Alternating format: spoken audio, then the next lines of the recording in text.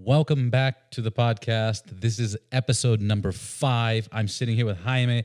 Jaime, what is happening at Laidlaw's Harley-Davidson? Marco just got a new bike build. Milo's dad just picked up one of the Coast Glide. What's going on there? What's happening with everybody? Well, man, I think it has a lot to do, like you mentioned, with the Coast Glides, because once those came out and started winning every single custom motorcycle awards, I think they brought a lot of attention, and the FXRT was already a pretty, admired motorcycle. But since then, and the new release of the Softails, people have been building over them and try and bring the look back to the FXRT. And I think they're doing an amazing job, man. That is been bringing a lot of attention over these guys at Laidlaw.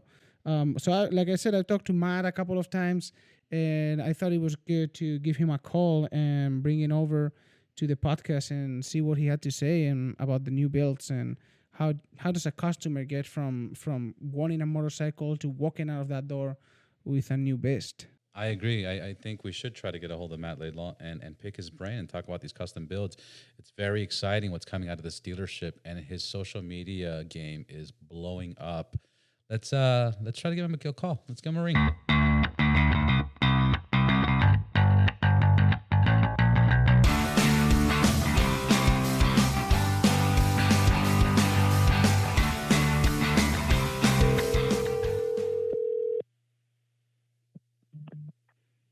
Hello? Hey, Matt, this is Robert from the Ride Boundless podcast. How are you doing? Good, Robert. How you doing, man? Good, man. We were just talking about these sexy bikes that are coming out of your shop. Can you let us know your position and what's going on at your dealership and what your strategies are? Yeah. So, right now I'm the general sales manager. And really it's just kind of, we're all about giving people what they want and really focusing on kind of the style that's been emerging the last, decade with kind of purpose-built, soft tails and, for lack of a better term, kind of the club style look and the retro FXRT look. And, really just kind of having our thumb on the pulse of what people are asking for, in Southern California especially, but I feel like the style is getting more popular worldwide, really. Yeah, absolutely. There's a big influence worldwide. What got you into this, or how did you get into Harley-Davidson originally? So my grandfather, Bob Laidlaw, started Laidlaw's Harley-Davidson back in 1958. And his son, my dad, Jerry Laidlaw, has worked there his entire life as well, along with my uncle, who's Brent Laidlaw. And so it was kind of organic for me where during summers, during high school and, before college and everything, they had me just doing odds and ends jobs at the shop, whether it be, running parts, picking up bikes, doing dealer trades, cleaning, trimming the hedges, whatever it may be. So I was kind of just, like I said, just naturally, organically included in kind of the family business at a very young age. Yeah, I'm lucky you. I mean, there's many people that I know would love to grow up around the Harley-Davidson dealerships and trim hedges and do all that fun stuff. Yeah, that's an honor. Yeah, I'm pretty blessed. Yeah, very blessed. How did you guys get into all the customizing? Because a lot of other dealerships don't do it as much. I used to, real quick, just to let you know, if you haven't heard the other podcast before, I used to work at Warren's Harley-Davidson in Monterey County. And Warren was one of the old-time owners that had it forever. I was the general manager there, and then I was at Van Nuys. We didn't do much customization back in the days. You guys do a lot of customizations, build custom bikes. I mean, you guys do things that other dealerships don't. What made you guys get into that, and why do you think other dealers don't do it? At the degree that you do it, just to be clear. Yeah. And I have, heard you you guys have 4 podcasts out right now. So I have heard your stuff and I'm a fan, by the way. Yeah. I got to know you a little bit, Robert, through the podcasts. And that's cool. You used to work at a dealer, but, to answer your question, I think for the longest time we've done custom work and custom, Harley-Davidsons. It's just that with my channel, my YouTube channel, it's just more in the public eye. And so I think, and it's kind of been a snowball effect where the more we do, the more I show on my YouTube channel. So the more people kind of see our work and therefore come to us for that type of work. So it's kind of a perpetuating type of a thing. But the reason why other dealers don't do it as much, I'm not sure. Maybe it's just that, we're blessed to live in Southern California and Los Angeles, where um, I think the average income is greater than other parts of the country and world. And so maybe people have the extra finances and budget to do that type of stuff. I will say too that just because of the longevity of our dealership being around for over 60 years now, we've kind of gained that reputation over a long period of time. That, and I'll say our technicians are just really good at our shop as well. And, things like relationships, like the relationships we have with the painters and things like that have just kind of, we've nurtured those relationships over the years. Yeah, no, and I agree with you. I mean, they're good points, but I agree with you in the sense that it's interesting that I don't see more of it, because I remember back in the days when I was at the dealerships, there was limited companies doing custom parts, and Harley didn't want to do any custom parts. They weren't doing seats, they weren't doing really much custom paints except for their CVOs and maybe their anniversary editions. But right now, when I would put a bike together, in 2007, I had to take parts from other bikes. Now I see people building bikes that are just beautiful. I mean, outstanding bikes, motorcycles. Yeah, it's been interesting to see the aftermarket really grow, and especially some of these newer, younger companies come into the scene and make parts that appeal to the younger generation, like the millennial generation. And Harley-Davidson taking note, and I think Harley-Davidson in the last decade or so has definitely taken note and noticed that, and basically up to their game as well. I've seen them, take certain styles that were emerging that you could only see in the aftermarket world, and then you'd see them come out with a new collection of parts. It's Like beautiful. the end game they just came out with, yeah, and it kind of coincides with current styles. So yeah. Can we talk about one of the many bikes that you've done, the Coast Glide? Can we talk about what you guys put into it? What was the idea? Who designed it? Where did it all come from? Yeah, absolutely. So, yeah, the Coast Glide was our build or our entry into the Battle of the Kings competition, which is a competition among Harley-Davidson dealerships. And really the main idea was to build a bike that we would like to see Harley-Davidson build. We wanted to build a bike that we feel like if Harley-Davidson built the bike off the factory assembly line, that it would sell extremely well. And so that was kind of our vision, and that was our goal. And I feel like we accomplished that. But really, as far as the design and everything goes, it came together actually pretty naturally for us. It was mostly myself and Keith that put the bike together on paper. Keith is Keith Hurt. Yeah, I'm sorry, Keith Hurt. He's our service department manager. He's been with our dealership for, I want to say 20 years plus now, for a long time. And before that, he was in like Carson City. So he's been in the whole Harley-Davidson scene for a very long time now. We're very lucky to have him. But yeah, Keith and I kind of put everything on paper as far as the ideas and kind of the parts that were going to be used. And then he's the crew chief, and he was kind of the liaison between the conceptual idea and actually implementing it in the shop. And then we had Jamie Myers, who put the bulk of the bike together.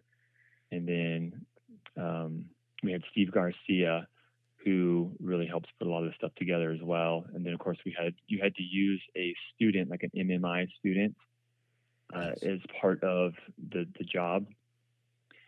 So yeah, that's kind of the crux of everything that happened. And then, of course, long story short, we ended up winning the national championship, and then we ended up winning the global championship as well. And you guys deserved it. Can you tell me the approach and what kind of the motor work you guys did to it and what you were shooting for on the colors and the theme?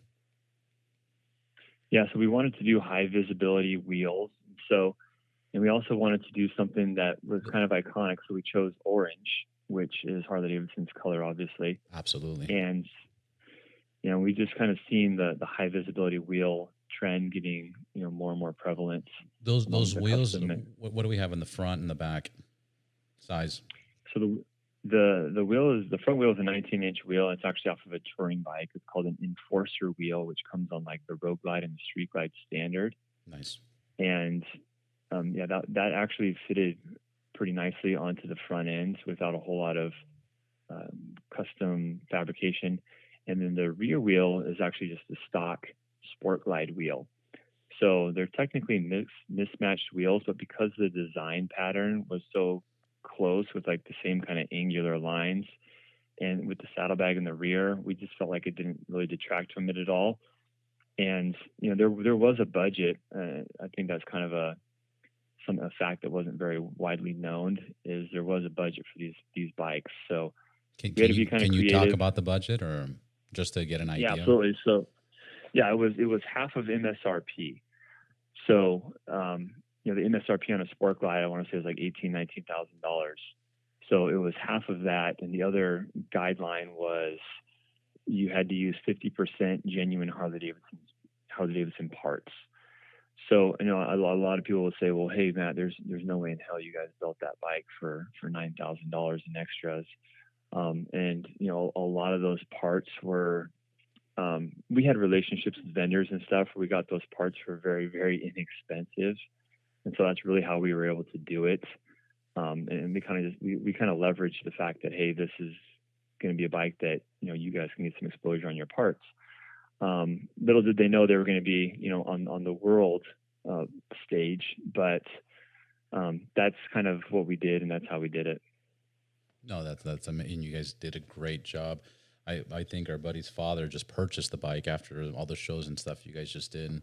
So I can't wait to do a little photo shoot with it. Yeah, man. Yeah. Can we talk about when somebody goes to your dealership and they want to customize their bike, like Marco? He just went out there and got the 2020 FXDLS. Can you talk about the process, how you guys guide them? Do you guys influence it? Is it more that you guys walk it through, or do clients have the vision? Or, and let's talk about it through the sales, from the very beginning, from picking out the bike, going to sales, going to finance, going to customization, et cetera. Walk us through that. Yeah. So I think when people come in, they do have somewhat of their own personal vision. And then I sit down and I'll start with them first, just because I'm in the sales department. I can kind of get a rough idea of what they're looking for. And obviously I have pretty good parts knowledge myself. And so we'll start kind of putting stuff on paper, and then I can kind of tell them, okay, that's not going to work. This is going to work. And what do you want here? The thing with Marco that made it a little bit easier with Marco is the fact that he had pretty good knowledge about different parts he wanted to use. And he did a lot of his own research online and whatnot. And he's had and built, customized bikes before. So he kind of had a good idea of what he wanted. So really what it does, it goes to me where I put everything on paper, and then we take it to the parts department or Keith if it's a really involved project. And then he'll assign basically part numbers to everything. And he'll put that all on paper with the correct part numbers, with the pricing. Then I'll come back to the customer and tell them, okay, hey, here's your bill. Here's what we're looking at. And then they'll kind of see the total. And usually it's, okay, wow, that's more than I expected, as these things usually go. And then they can kind of make cuts based on their budget. And then, there's usually 3 or 4 back and forths with Marco specifically. There was months of back and forth, actually, of just trying, because it was such an involved bike. And then, after going over the parts list with them thoroughly 5, 6, 7, sometimes 15 times, we'll then sell them the bike. So they'll, be committed for the bike, and then we'll get to work. What was the most challenging part of Marco's bike, if there was anything challenging for you guys? And what? That might be. And I'm sorry, one more thing. What makes it last? Because that project took a few months. What, 3, 4 months? Yeah. What makes it? What separates it from it being done in a week versus 6 months, et cetera? And what was the most challenging part of that build? Yeah. I think the technician would probably be the better person to answer that, but because I don't actually physically build the bikes. I think you guys know that. We have our technicians that have been doing it for years that put them together, especially for customers that are, paying, top dollar for stuff like that. So if I were to kind of say, just because I do watch these and monitor them pretty closely, there are certain parts that you don't always think aren't going to be compatible with one another. Like we had an issue with the crash bar that he ended up picking up, and we had to send it back. I think it was like a Speed Kings or something, or a Speed Merchant, one of those guys, and we had issues with trying to return that. We did have another thing too is we had built the Coast Glide on a Sport Glide, and Marco's bike was the Lowrider S, and so the bracket that mounted like the Russ Wernemont fairing had to be different, and so we had to kind of go through. We worked pretty closely with Russ Wernemont. We have a pretty good relationship with him, and so working with him to get the right bracket to mount, because the fork angle is a little bit different. It's a 28-degree fork angle on a Lowrider S. I don't want to get into the weeds too much on this, but trying to get that to work right took some time. Marco's wasn't the first bike we did that fairing on, being a Lowrider S, but we did have to kind of go through these trial and error things before we got to Marco's bike. But just little things like that, like parts compatibility, that you have to try and then figure out a solution if it doesn't work. And we had to call Marco a couple of times and tell him, hey, this isn't working, what can we do instead, and stuff like that, which he didn't have to kind of concede too much and compromise too much of his ultimate vision, really, if any at all, quite frankly. Let's bring it back to your experience and your time at the dealership. Where do you see Harley was? Where do you see them now, and where do you see them going? Since you have more inside information of the changes and the progress Harley has done. Well, I think Harley-Davidson, if you just look at their stock price, it's decreased since about 2014. But that's everybody's right now too. Agreed. I mean, starting in February, everything obviously with the COVID-19 thing has taken a drop for sure. But I think the big criticism that's going around with Harley-Davidson right now, which I would agree with to a lesser degree, not the extent that people are saying off the rooftops right now, but that their core demographic or core customer, the baby boomers, is kind of dwindling away, and Harley-Davidson isn't appealing as much to like your millennials generation. So we obviously sales have seen a decline. I mean, not a gradual decline over the last, you can call it 5 or 6 years. And so I think Harley-Davidson right now is at a point where, for lack of a better term, kind of hit rock bottom. And I think right now with all these things that are coming up with their adventure bike and the naked upright sport bike, their street fighter, which is called the Bronx, these things kind of combined with new marketing practices and new ways of doing business, I think we're going to start to see Harley-Davidson rebound in a very strong way in the next, 2-3 years. And I think, to answer your question, I think it's going to be large in part because of the new markets they're getting into. And I just feel like they're getting a little bit more in touch with the modern day customer, and they're doing things now, both with digital marketing and whatnot, to appeal to that newer, younger generation. And there's also a new tracker bike and cafe racer, correct? That they're planning to come out with. Well, and those are the rumors on the internet. Yeah, and the electric bike. Yeah, the Livewire, obviously, that's out now, and they're currently on showroom floors, and you can buy them. I personally think the Livewire, for me, I think it's kind of crazy. I love the idea that Harley's trying to get into that market, but for that price range and for the range that it drives, it kind of, for me, it's like moving a little backwards. I feel like it was a little too early for them to move it out. How are sales on those?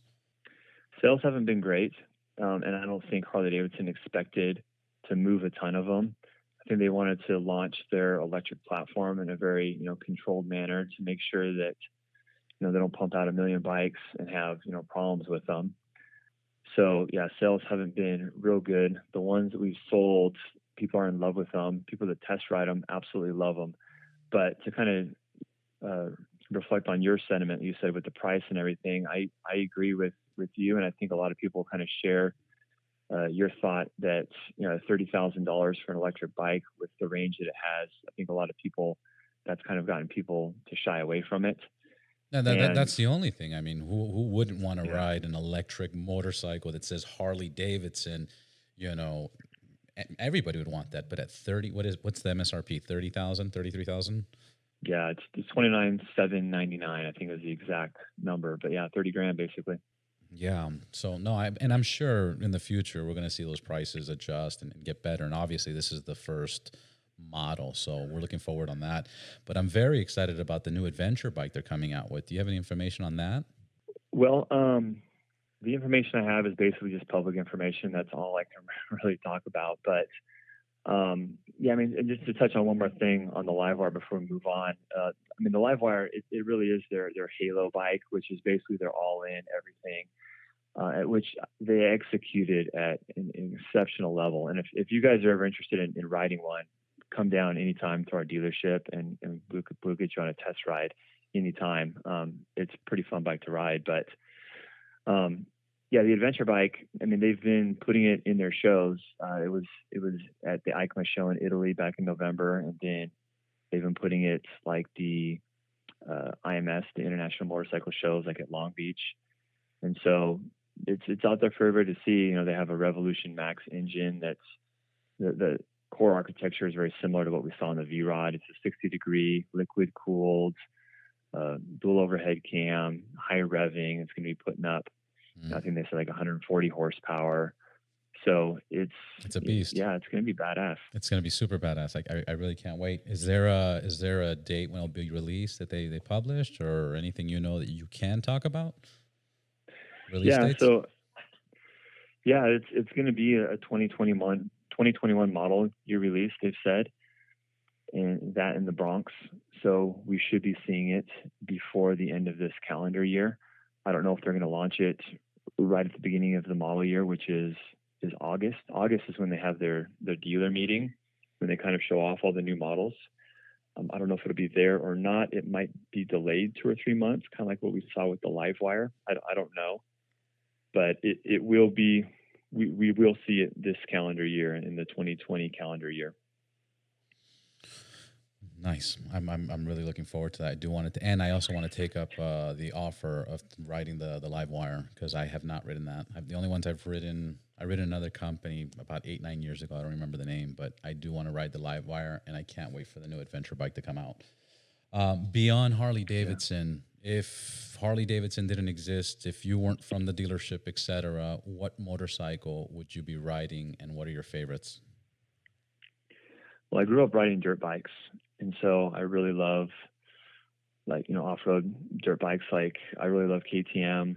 I've ridden those over the years. I don't own one right now, but if all of a sudden I didn't have a Harley and I didn't have that, tugging at my budget strings, I'd probably get like a 500 EXC, and I'd probably get an adventure bike of some sort. If Harley wasn't in the picture, which, by the way, I do plan on getting the Pan America when it comes out. But if Harley-Davidson wasn't in the picture, I'd probably go with either the BMW or the KTM. I'd probably have a GS, or I'd get the Super Adventure, one of those two bikes. Yeah, they're very, very nice bikes. What do you think of the Ducatis, the Hypermotard? Yeah, that would be probably right there in the top 3 as well. The Multistrada, the Hypermotard, I think is like the Street Fighter. They have a Street Fighter as well. Yeah, the Hypermotard is kind of like your upright sport bike, naked sport bike. Which those are badass bikes. I love them. It's just with my height, I'm 6'6". A lot of that stuff I don't fit on real well. I mean, any of those models and all those models are absolutely great ones. Anything else you want to let customers know about? Are you guys open right now with the COVID-19? Yeah, we're open on a little bit of a limited basis. Everything is open as far as sales and service and parts and everything. We're limiting the amount of people that are in the dealership. Our hours have changed a little bit from 11 to 6 o'clock. And, it's really best to kind of do as much business online as possible. So if you're looking to get your bike serviced, obviously we're considered an essential business, or whatever they're calling it right now. So we're still taking care of everybody as best we can. Hopefully this whole thing blows over soon. Yeah, hopefully for a lot of people, for all of America and for the world. Exactly. Yeah, it's the economies. I'm worried about it. So as everybody else is, and obviously everyone that's infected with the illness too. But Yeah. So yeah, no, I appreciate you guys having me on, and yeah, maybe we can go on a ride someday. I've been looking at you guys' Instagram, and I believe it's Jaime that curates most of that, right? And yeah, you guys, some of your content's pretty awesome. no, we greatly appreciate that. We would definitely look forward to riding on the street or on dirt. Where do you ride on the dirt when you do ride? Do you do Mojave or Gorman? We usually go to Adelanto, like up to 395. That whole like corridor right outside of like Adelanto is where we typically go. There's a couple different exits off the 395 highway that you can kind of sneak out into the desert, and like Lake El Mirage, right around that area. Yeah, we haven't done that. Well, maybe we'll plan that next. And what's your favorite street ride? Local stuff, I really love Angeles Crest. Yeah, obviously the road that we used when we filmed Marco's bike. That's a great road, and I love hitting up like Mulholland. Doing the Snake. I don't know what the status is right now with that road. Is it still closed down because of the fires and everything? No, I checked. It wasn't. It's still accessible. I mean, there's probably sections closed off, but most of it's opened up. Yeah, so that road, and then like PCH is always a good one, and obviously there's a bunch of different stretches of PCH that is pretty awesome to ride. Yeah, so for the people that are listening that never been to California, take his advice. These are all great roads to ride, especially PCH. That's one of my top favorites. Matt, thank you so much. Matt, where can we find you? What's your YouTube channel? What's your Instagram? What's your Twitter? Yeah, so YouTube channel is just Matt Laidlaw, and my Instagram is Matt_Laidlaw. And yeah, I'm actually working on a video right now today on the 30th anniversary Fat Boy. So yeah, check it out. Looking forward to it. Matt, thank you so very much for your time. Thank you for picking up the call. Have a great day. And hopefully we'll get through this, coronavirus situation done quick. So good luck, and absolutely. See you on the road. All right. Thanks, Robert. Appreciate you guys having me on. Thanks a lot. And yeah, we'll stay in touch. Absolutely. You take care. All right. Thanks. Very exciting, Jaime. I think it was awesome that Matt Laidlaw picked up the phone and had that conversation with me. What did you get out of everything he said? Well, the thing that I like the most of this conversation is finding out through the little things that he says about his personality, and see how, even being part of the Laidlaw family, he worked at the dealership all the way from the ground up, and now he is a sales manager, and he doesn't only wear that hat, but also like comes up with new custom projects and creating a whole Harley-Davidson online presence that nobody has been able to replicate and make it work as successfully as he has been doing. And it's all really related to what I was saying at the beginning. It's all about putting hard work, creating reviews, going out live, and showing us all the brand new motorcycles every time the Harley-Davidson does a release, putting down ideas for every single week, releasing a new video, and keeping engaged the customers. I think it's a pretty good thing what he has going on. I strongly do believe what they're doing is a good thing, and the reason I believe that is because there is 3 different type of clients that I see, and there's usually client number 1 that likes to buy a motorcycle and kind of work on it and build on it on his own, and 1 because it might be financial, or 2 because he's just not quite sure what he wants, but he wants to do it himself. Then you also have other clients that know exactly what they want, kind of like Marco, and they design their motorcycle, and Laidlaw fulfills that need, and they know exactly what they want. Also, you have the third client, and the third client is the people that want to get their first motorcycle, and they have some cash, and they don't know exactly, all the third-party companies and brands that make all these parts for motorcycles. So they kind of want something that's completely fixed up, and the fact that Laidlaw has that option, and they have that passion for just building motorcycles for competitions and then selling it, where anybody can get it, is pretty awesome. Yeah, I think the experience that Milo had with his father, it's great. They've been eyeing this motorcycle for a while, winning contest after contest, and the fact that they are able to purchase it right after, and probably not with an overpriced tag, I think it's amazing, because they grab a bike, they do a custom project that is going to elevate the image of the business, and then they sell it to the public, which is great. It's also the way that they express their probably their creativity and stuff. I think it's great, man. Love what Matt's doing out there. Love what Laidlaw's doing out there. If you're looking for a new motorcycle or something built, or you just want to pick somebody's brain, I strongly recommend them. And we're going to be talking to Matt a lot more. Thank you for listening to the podcast. Please follow us at Ride Boundless on Instagram, YouTube, on Twitter. It's Ride Boundless1. Subscribe, follow, like, and please share. And thank you for listening, and see you on the next one.